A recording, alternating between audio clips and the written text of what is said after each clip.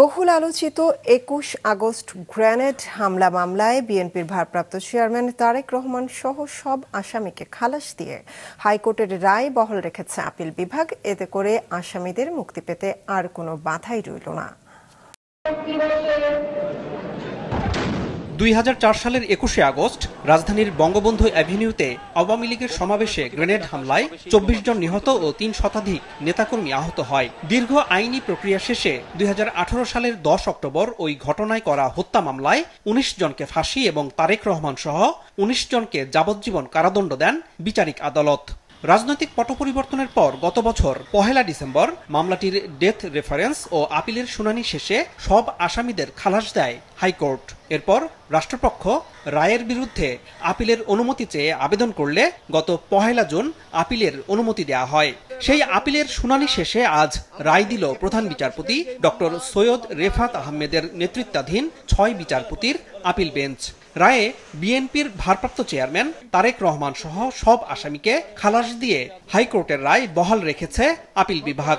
রাষ্ট্র কর্তৃক আনিত সমস্ত আপিল এবং যে সমস্ত পিটিশন ছিল সবগুলো ডিসমিস হয়েছে, অর্থাৎ হাইকোর্ট বিভাগের যেই রায়, খালাসের যে রায়, সেটা বহাল আছে। কাজেই আমরা বলতে পারি জনাব তারেক রহমান সাহেব সহ অন্যান্য যারা আছেন তারা এই মামলা থেকে বেকসুর খালাস এবং এই মামলায় আর কোনো সাজা কারো নাই। এই মামলাটা অত্যন্ত একটা হিনিয়াস ক্রাইম ছিল, কিন্তু শেখ হাসিনা ওয়াজেদ তার রাজনৈতিক উদ্দেশ্যে ব্যক্তিগত জিঘাংসা থেকে জনাব তারেক রহমান সাহেবকে অন্যায়ভাবে এই মামলায় অন্তর্ভুক্ত করেছিলেন।